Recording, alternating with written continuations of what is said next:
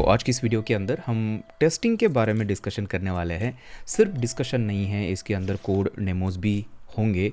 मैं आपको दिखाऊंगा कि कैसे आप आपके एप्लीकेशन के अंदर टेस्ट कर सकते हो आपका कोड। और सिर्फ इतना ही नहीं, इसके अंदर सबसे इम्पोर्टेंट आज का जो की टॉपिक है हमारे इस वीडियो का, वो है TDD या फिर test driven development. Test driven development क्या है, क्या इसके बेनिफिट्स है और कैसे इसको यूज़ करते हैं, ये सारी चीज़ें आज के इस वीडियो के अंदर हैं।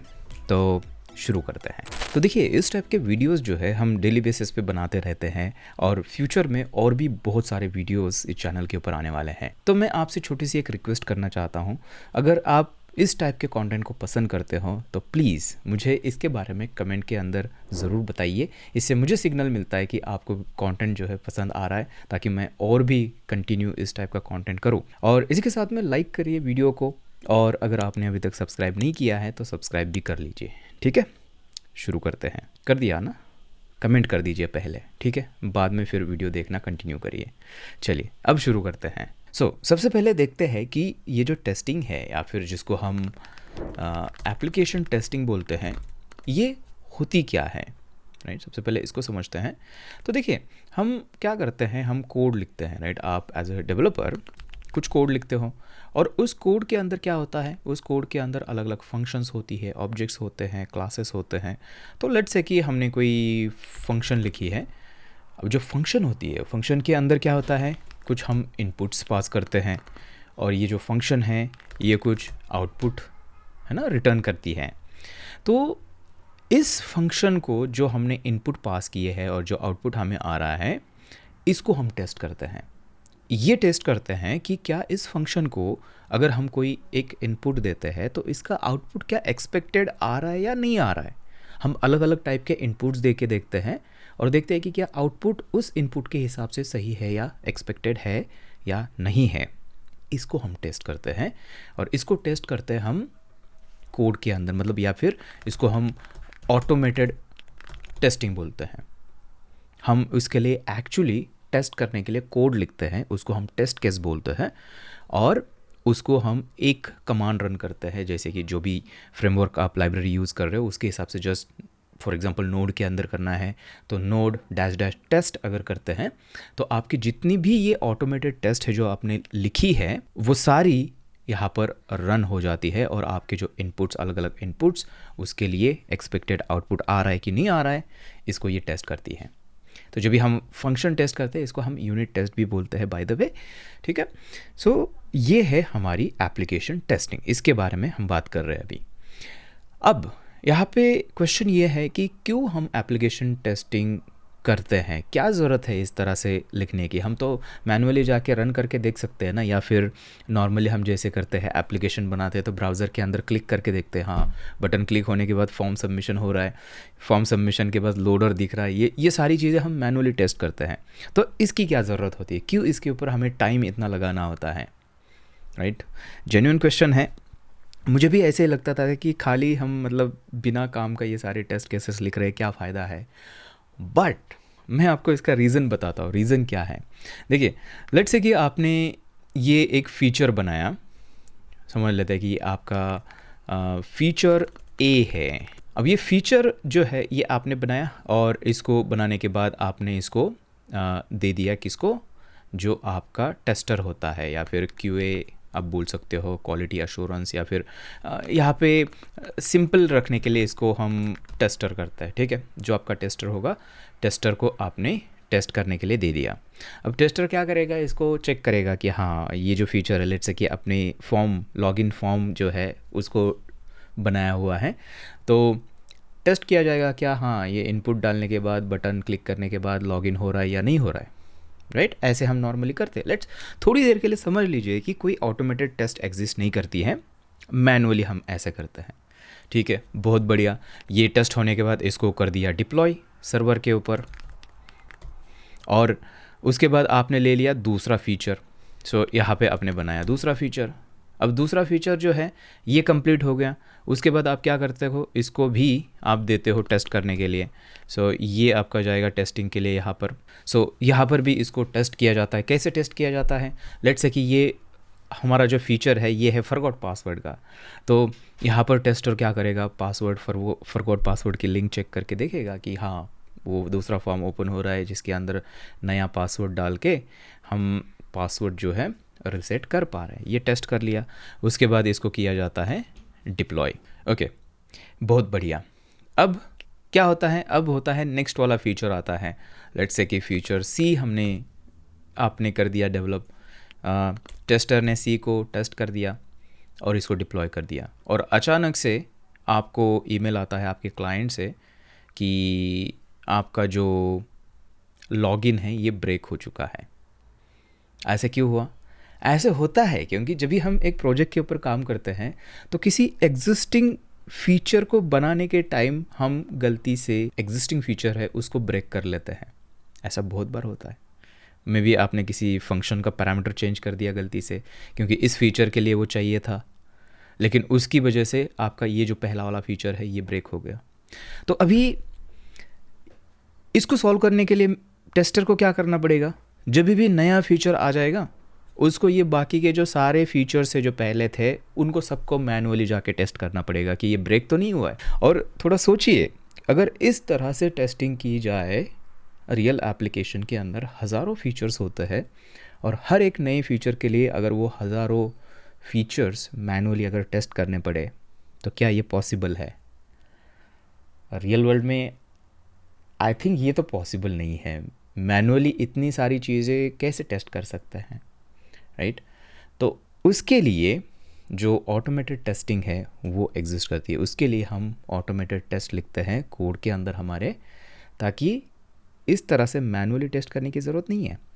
हर एक जब भी नया फीचर हम डेवलप करते हैं हम जस्ट एक कमांड रन करते हैं, नोट टेस्ट फॉर एग्जांपल, और इन फीचर की जो सारी टेस्ट है उसको ये कमांड जो है ऑटोमेटिकली रन करती है आपके कोड के अंदर और बताती है कि क्या इस नए फीचर की वजह से क्या आपका पुराना कोई फीचर ब्रेक तो नहीं हुआ है, राइट?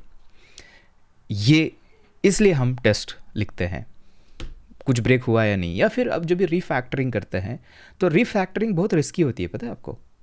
आपका बहुत बड़ा एप्लीकेशन है, रीफैक्टर करना है कोड, लेकिन रीफैक्टरिंग के अंदर आप बहुत सारी चीज़ें ब्रेक करते हो, तो थोड़ी थोड़ी रीफैक्टरिंग जब भी करते हो तुरंत जो टेस्ट है वो सारी रन करके देखते हो, हाँ टेस्ट पास हो रही है, इसका मतलब अभी तक कुछ ब्रेक नहीं हुआ है।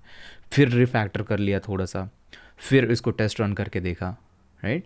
तो इस तरह से आपकी जो डेवलपमेंट साइकिल है इस तरह से आप करते हो, जिससे क्या हो जाता है कि आपकी टेस्ट कवरेज भी प्रॉपर मेंटेन करते हो और आपका जो एप्लीकेशन है ये फ्यूचर प्रूफ हो जाता है। कम से कम बग्स आपको इसके अंदर मिलेंगे। अब बग्स मिलेंगे या नहीं मिलेंगे ये डिपेंड करता है किस टाइप की टेस्ट आप लिख रहे हो, कितने प्रॉपर तरीके से एज केसेस जो है इसकी वो कवर कर रहे हो, राइट? सो अभी हमें समझ में आ गया कि ये ऑटोमेटेड टेस्टिंग क्या होती है और इसको हम क्यों करते हैं। अब क्वेश्चन है कि करते कैसे हैं, कैसे हम हमारे कोड को टेस्ट कर सकते हैं। तो कोड को टेस्ट करने के लिए मेनली 2 तरीके मैं आपको बताता हूँ, ठीक है? सबसे पहला तरीका देखिए, बहुत बड़ा सिंपल है। पहला तरीका ये है कि राइट कोड, ये स्टेप 1 हो गई, राइट टेस्ट। पहले कोड लिखिए, फिर टेस्ट लिखिए और फिर उसको रन करके देखिए, रन टेस्ट। सो ये टाइप 1 हो गया, ठीक है? अब ये कोई ऑफिशियल टाइप नहीं है, ठीक है? मैं आपको एक्सप्लेन कर रहा हूँ जस्ट अंडरस्टैंडिंग के लिए। टाइप 2 क्या है देखिए, टाइप 2 है, ये थोड़ा सा आपको स्ट्रेंज लगेगा। पहले हम टेस्ट राइट करते हैं एंड देन उसके बाद हम जो कोड है उसको बनाते हैं, उसको कोड लिखते हैं उस टेस्ट के लिए, एंड देन हम ये जो टेस्ट है उसको रन करते हैं फिर से और देखते हैं कि क्या ये जो कोड लिखा हुआ है उसके लिए ये टेस्ट पास हो रही है या नहीं हो रही है। और इसी तरीके से ये साइकिल चलती रहती है, पहले टेस्ट, फिर उसके लिए कोड लिखिए, फिर टेस्ट को रन करिए। अब ये सुनने में थोड़ा सा मतलब स्ट्रेंज लग रहा होगा क्योंकि पहले टेस्ट फिर कोड, ये कैसी टेस्टिंग होगी भाई? हाँ, ये जो टेस्टिंग है ये एग्जिस्ट करती है और इसको हम बोलते हैं test driven development. Test driven development, सबसे पहले टेस्ट हम लिखते हैं एंड उसके बाद ही जो कोड है उसके लिए वो हम लिखते हैं। ठीक है। अब इसके बहुत सारे फ़ायदे हैं जिसको मैं आज आपको यहाँ पर कुछ दिखाऊंगा, ठीक है। देखेंगे कैसे ये बेनिफिट आपको देता है, कैसे आप आपके एप्लीकेशन का आर्किटेक्ट बन सकते हो इस टाइप की जो मेथोडोलॉजी है उसको यूज़ करके। सो टेस्ट ड्रिवन डेवलपमेंट या फिर इसको हम TDD बोलते हैं, ये एक्चुअली काम कैसे करता है। देखिए बड़ी सिंपल सी कॉन्सेप्ट है। लेट्स से कि आपको फीचर 1 के ऊपर काम करना है। अब ये फीचर 1 जो है ना, इसके लिए आप क्या करोगे, इसके लिए सबसे पहले आप यहाँ पे टेस्ट लिखोगे। So you write test, okay. और ये टेस्ट लिखने के बाद आप क्या करोगे, अभी पहले वाला जो मैंने इससे पहले थोड़े बताया था ना TDD के बारे में, ये बहुत ही सिंप्लीफाइड वर्जन था। अब एक्चुअली मैं आपको बताता हूँ इसके अंदर होता क्या है, ठीक है। सो आप टेस्ट लिखते हो और आप क्या करते हो पता है, आप यहाँ पे टेस्ट को रन करते हो पहले। हाँ, कोड करने से पहले आप यहाँ पे टेस्ट को रन करते हो। तो मुझे बताइए टेस्ट क्या होगी, फेल होगी, राइट। अभी तक कोई कोड एग्जिस्ट नहीं करता है, आप जस्ट टेस्ट को रन करोगे तो फेल ही होगी ना। सो यहाँ पे ये जो टेस्ट है ये एक्चुअली होती है fail, okay. And test fail होने के बाद हम क्या करते हैं, हम इसके लिए लिखते हैं code, write minimum code to pass the test, ठीक है। हम क्या करते हैं, थोड़ा सा कोड लिखते हैं ताकि हमारी जो टेस्ट है वो पास हो जाए। एंड देन यहाँ पे क्या हो जाता है, टेस्ट रन करते हैं हम ये थोड़ा सा मिनिमम कोड लिख के, देन आपकी जो टेस्ट है वो पास हो जाएगी। एंड टेस्ट पास होने के बाद आप क्या करते हो, नेक्स्ट आप इसके लिए आप यहाँ पे करते हो रीफैक्टर। आपने जो मिनिमम कोड लिखा है उसको रीफैक्टर करते हो, उसको बेटर करते हो। एंड देन फिर से जो आपकी टेस्ट है वो रन करते हो और इंश्योर करते हो कि आपकी टेस्ट जब तक पास नहीं हो रही है तब तक आप उसको मॉडिफाई करते रहते हो। तो ये जो है ना, ये साइकिल आपकी चलती रहती है। पहले टेस्ट लिखिए, वो फेल हो जाएगी रन करने के बाद, फिर उस टेस्ट को पास होने के लिए आप कोड लिखते हो, आपकी जो ओरिजिनल लॉजिक है उसको लिखते हो और मिनिमम लिखते हो, ठीक है, पूरा नहीं लिखना है, मिनिमम लिखते हो। एंड देन फिर से रन करते हो तो पास हो जाएगा। देन आप उसको रीफैक्टर करते हो और उसको बेटर करते जाते हो एंड टेस्ट रन करते जाते हो उसी के साथ में, राइट। सो ये जो है ना, ये है आपकी test driven development. Test driven है, पहले टेस्ट, ओके। सो अभी शायद ये थ्योरी पार्ट है तो थोड़ा सा शायद कुछ समझ में ज़्यादा आ नहीं रहा होगा, तो मैं एक काम करता हूँ, अभी हम चलते हैं हमारे कोड के अंदर, प्रैक्टिकली देखते हैं कि कैसे इसको हम लिखते हैं। चलिए, सो सबसे पहले एक काम करते हैं ना, जो नॉर्मल टेस्ट जो होती है ना, कैसे कोड लिख के टेस्ट लिखा जाता है उसके बारे में सबसे पहले देखते हैं, देन हम TDD को देखेंगे। सो एक काम करते हैं, app.js एक फ़ाइल बनाते हैं एंड यहाँ पर एक फंक्शन बनाते हैं एंड मे बी इसको गेट फुल नेम ऐसा नाम देते हैं। एंड इसके अंदर f name and l name जो है हमें रिसीव हो जाएगा। एंड यहाँ से हम क्या करते हैं, just f name, right, and plus yes template string आप यूज़ कर सकते हो यहाँ पे, l नेम इस तरह से मैंने यहाँ से रिटर्न कर दिया, राइट। तो ये क्या होगा, f नेम और l नेम जो आ रहा है इसके पैरामीटर्स, इसको ये कॉन्कैटिनेट करके देगा, f name plus l name. ये हमारी नॉर्मल फंक्शन है। इसको टेस्ट करते हैं, मैनुअली टेस्ट कैसे करेंगे हम, सबसे पहले तो गेट फुल नेम ऐसे एंड यहाँ पर कोडर्स एंड करते हैं ज्ञान इस तरह से।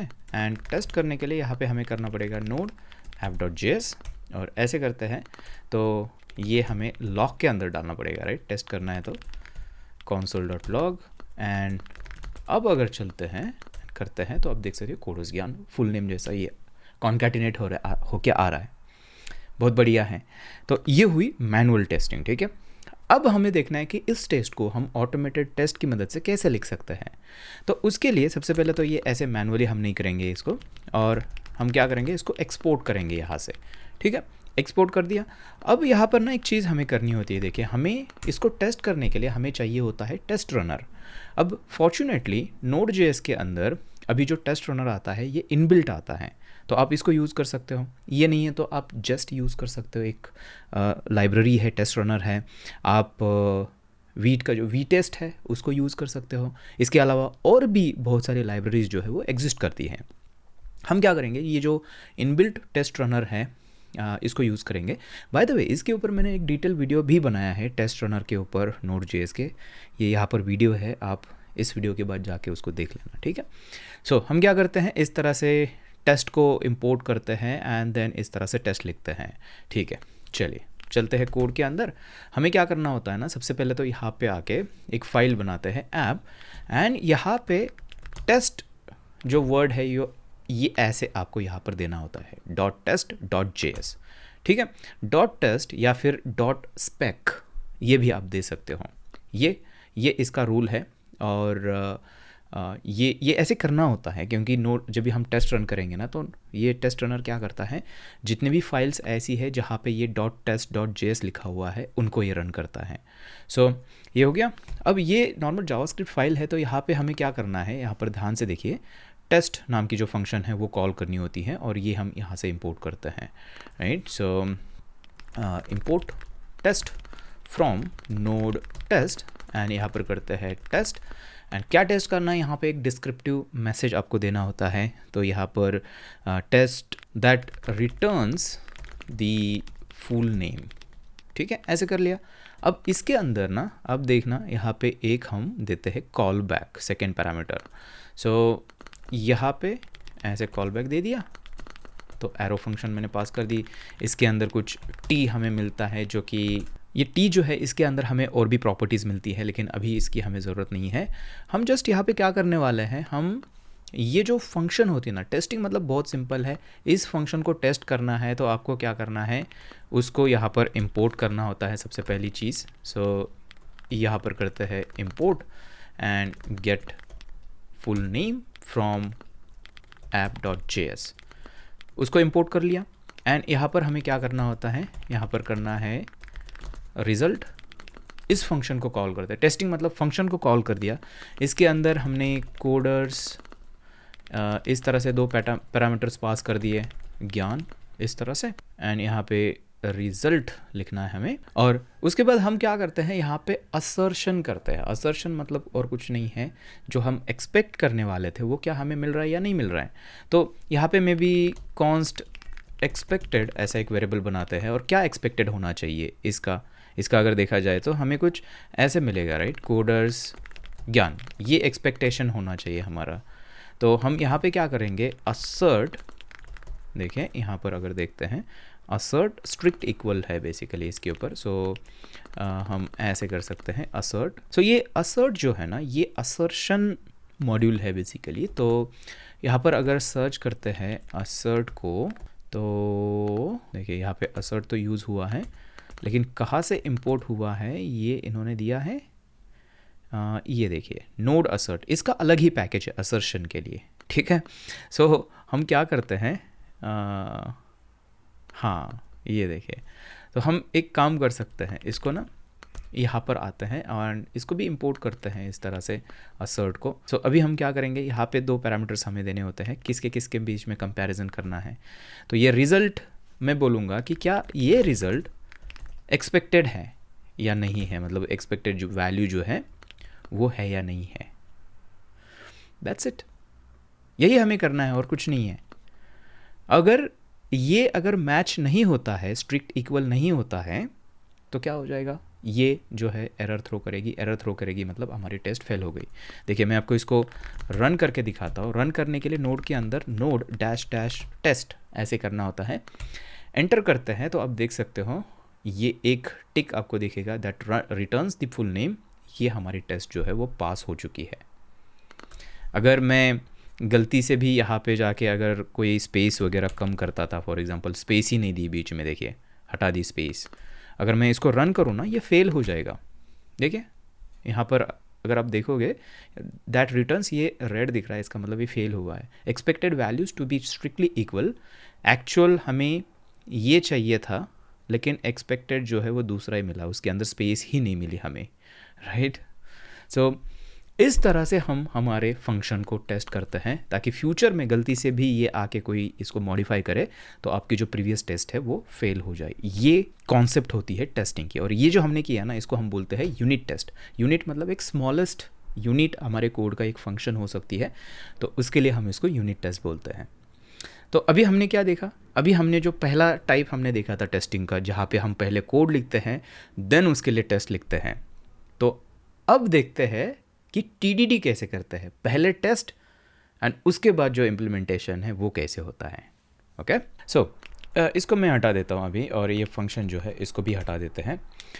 अब टीडीडी जो है ना, उसको समझने के लिए सबसे पहले हम मतलब समझ लेते हैं कि हम कोई एप्लीकेशन डेवलप कर रहे हैं एंड इस एप्लीकेशन के अंदर हमें जो यूज़र का इनपुट आता है उसको करना है नॉर्मलाइज। नॉर्मलाइज मतलब क्या है कि इनपुट कैसे भी आ सकता है। लेट्स से कोडर्स ज्ञान ऐसे इनपुट आ गया, कोडर्स ज्ञान, मे बी यहाँ पे स्पेस आ गई, मे बी यहाँ पे भी स्पेस है, मे बी यहाँ पे एक्स्ट्रा स्पेसेस हैं।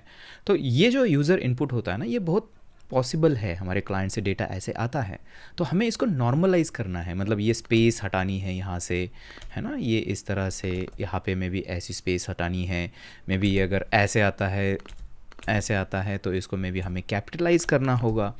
तो इस तरह से इसको नॉर्मलाइज़ करना है हमें, और नॉर्मलाइज़ करने के लिए हमें एक फंक्शन लिखनी है। ठीक है, ये आइडिया है। अब यहाँ पे हम डायरेक्टली कोड नहीं करेंगे, हम फंक्शन नहीं लिखेंगे कि नॉर्मलाइज फंक्शन और उसके अंदर तुरंत चीज़ें नॉर्मलाइज करना शुरू कर दी। टीडीडी की आइडिया ये है कि सबसे पहले आप टेस्ट लिखते हो उसके लिए। अब देखिए ये ऐसा क्यों करते हैं, मैं आपको बताता हूँ। जब भी आप डायरेक्टली जाते हो और डायरेक्टली कोड करना शुरू करते हो कि नॉर्मलाइज करो, तो आपके दिमाग में कोई भी प्लान नहीं होता है, कोई भी डिज़ाइन प्लान नहीं होता है कि किस तरह से ये हमें प्रॉपर तरीके से रिटर्न करना है वैल्यू, या फिर एज केसेस के बारे में आपके दिमाग में कोई आइडिया नहीं होती है उस टाइम पर, जब भी आप डायरेक्टली कोड करते हो। लेकिन जब भी आप यहाँ पे आते हो और यहाँ पे टेस्ट लिखते हो, तो टेस्ट लिखने के टाइम आपका दिमाग पूरा खुला रहता है और आप यहाँ पर एक्चुअली आपके फंक्शन के डिज़ाइन के बारे में सोचते हो। आप एक्चुअली आपके फंक्शन के या फिर इनपुट के एज केसेस के बारे में सोचना शुरू करते हो। कैसे, देखिए, अब मैं सोचूंगा यहाँ पे कि हाँ मुझे फंक्शन बनानी है, तो मे बी कौन सी एज केसेस इसके अंदर हो सकती हैं। सो मुझे सबसे पहली एज केस जो समझ में आ रही है कि मैं चाहता हूँ कि ऐसे अगर ट्रेलिंग या फिर यहाँ पे इस टाइप की अगर स्पेसेस होगी तो इसको मुझे ट्रिम करना है, ये ट्रिम होनी चाहिए। ये पहली जो केस है, एज केस, मुझे यहाँ पे समझ में आ रही है। तो मैं क्या करूँगा, यहाँ पे उसके लिए टेस्ट लिखूँगा। देखिए, टेस्ट इस तरह से करते हैं और यहाँ पर करते हैं test that it trims the spaces, ऐसे करते हैं। एंड यहाँ पर इस तरह से हमने कॉल बैक दे दिया, राइट।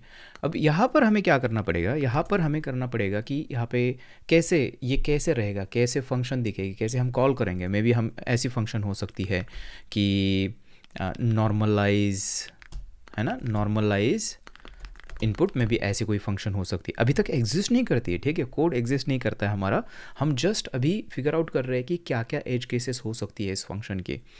एंड इसके अंदर में भी हम इनपुट को पास करेंगे। लेट्स से ऐसे करते हैं कोडर्स ज्ञान, एंड 2 एक्स्ट्रा स्पेसेस भी लास्ट में मैंने यहाँ पर ऐड कर दी।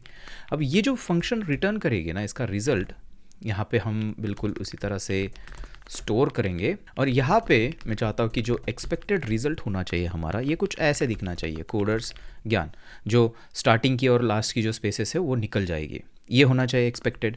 तो यहाँ पर हम क्या करेंगे, बिल्कुल उसी तरह से असर्ट करेंगे, और असर्ट को हमें इम्पोर्ट करना होगा। So import test from node test and import assert from node assert, दोनों को कर लिया। एंड यहाँ पर करते हैं स्ट्रिक्ट इक्वल, और यहाँ पर मैं करूँगा रिजल्ट एंड एक्सपेक्टेड। ओके, अब देखिए हमने टेस्ट इसकी लिखी है, पहली एज केस जो है ये हमें यहाँ पर समझ में आ गई कि ट्रिम स्पेसेस जो है वो चाहिए होगी। अब हमारा जो टीडीडी का रूल होता है, टेस्ट हमने लिखी, पहला रूल ये है कि आपको एक मिनिमम कोड लिखना है जिससे आपकी टेस्ट जो है वो पास होना शुरू करे। यहाँ पे कोई भी ऑप्टिमाइज कोड लिखने की ज़रूरत नहीं है, वो प्रोसेस का पार्ट है।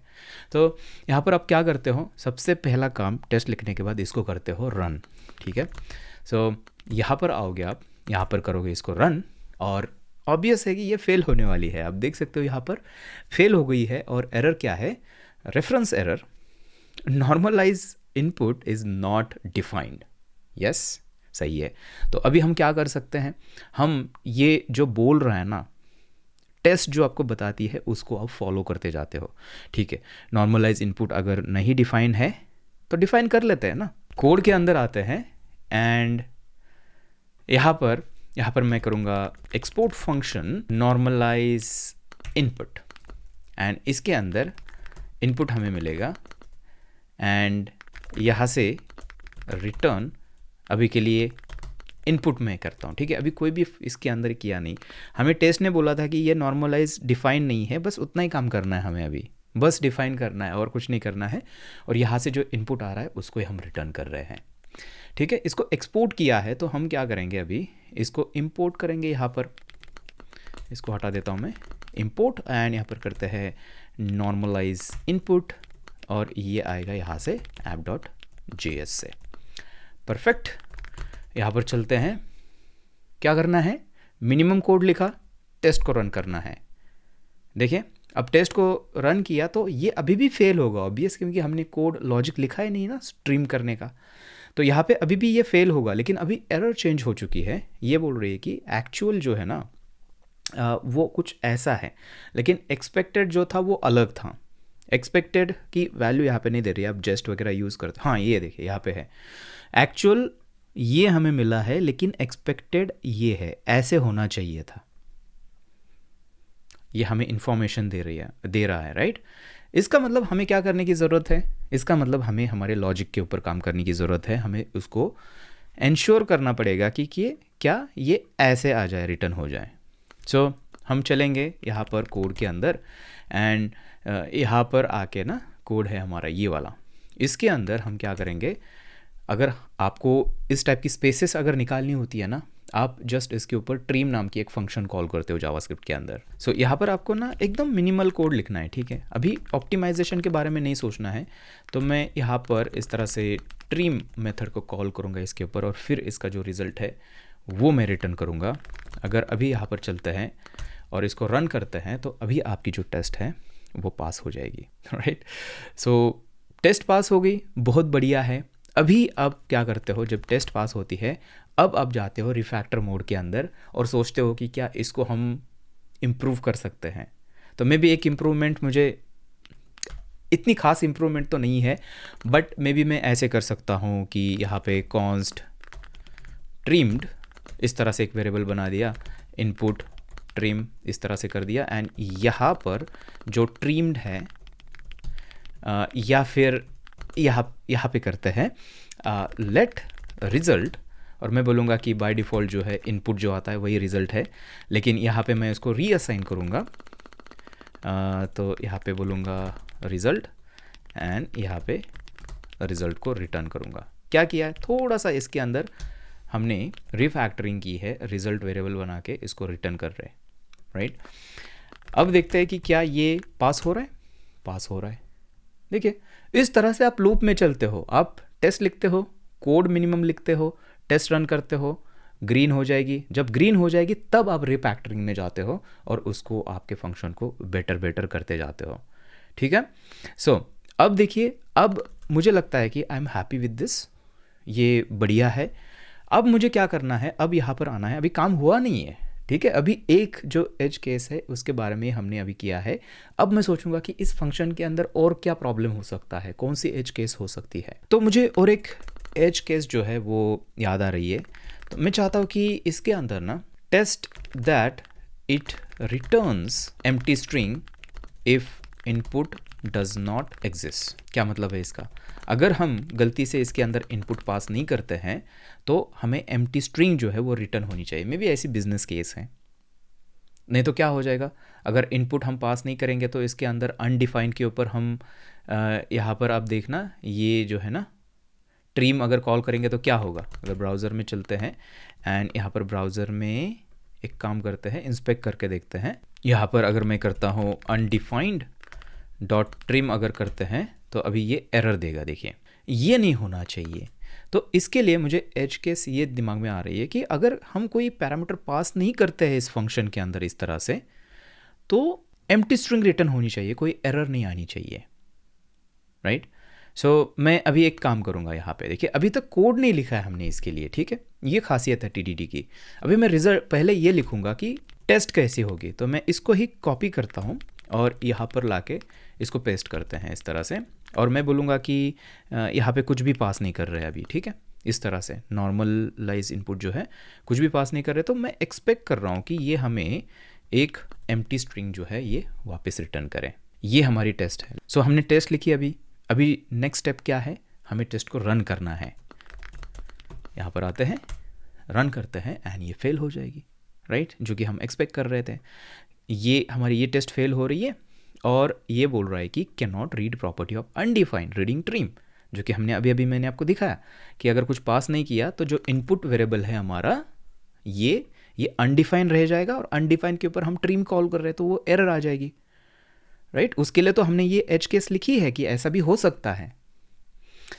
अब इसको हमें क्या करना है, ये रेड हो गई ना, तो इसको अभी सबसे हमें मिनिमम कोड लिखना पड़ेगा ताकि ये पास हो जाए टेस्ट। तो क्या कर सकते हैं, इसको हम यहाँ पर आते हैं और सबसे ऊपर आके ना मैं पहले यही चेक करूँगा कि अगर इफ़ इनपुट अगर नहीं है, ये अगर अनडिफाइन आता है, तो मैं यहाँ से रिटर्न एम्प्टी स्ट्रिंग करूँगा इस तरह से। पहले ही हम एम्प्टी स्ट्रिंग जो है वो रिटर्न करेंगे। अगर अभी चलते हैं एंड अभी अगर रन करेंगे तो अभी दोनों टेस्ट हमारी पास हो रही है, राइट। दोनों एज केसेस जो है हमने हैंडल कर दी। अभी जाके अगर आपको लग रहा है कि रिफैक्टर करना है तो वो अभी कर सकते हो, लेकिन मुझे लगता है कि दिस इज़ गुड, इसको और रिफैक्टर की ज़रूरत नहीं है, तो ये ऐसे ही रखेंगे। तो हमारी जो सेकेंड एज केस है ये भी यहाँ पर कंप्लीट हो चुकी है। अभी काम हुआ नहीं है, हमें इस फंक्शन, यही तो खासियत है TDD की, कि आप पहले ही उस फंक्शन के डिज़ाइन के बारे में सोचते हो, एज केसेस के बारे में सोचते हो कि और क्या क्या हो सकता है इस फंक्शन के अंदर, क्या क्या प्रॉब्लम्स आ सकते हैं। अगर डायरेक्टली आप जाके कोड करते थे तो ये इसके बारे में कोई नहीं सोचता है, ट्रस्ट मी, ठीक है। सो और क्या एज केस इसके अंदर हो सकती है। सो मेरे दिमाग में और एक एज केस आ रही है, तो वो कुछ ऐसी है। मैं एक काम करूँगा, यहाँ पे और एक जो टेस्ट केस है इसके लिए लिखूँगा। मैं बोलूँगा कि test it removes the extra white spaces. क्या मतलब है इसका, हमने पहले जो टेस्ट केस लिखी थी उसके अंदर स्टार्टिंग और एंड वाली जो स्पेसेस है वो निकाल रहा था।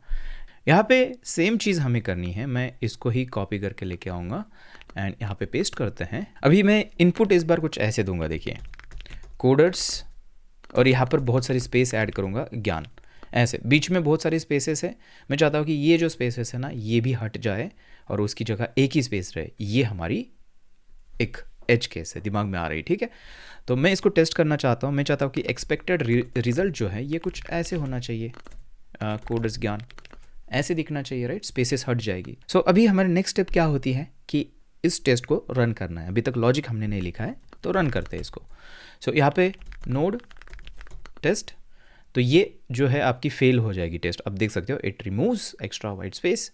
एक्चुअल ये था, देखिए यहाँ पर एक्चुअल ये था लेकिन एक्सपेक्टेड ये था, फेल हो गई।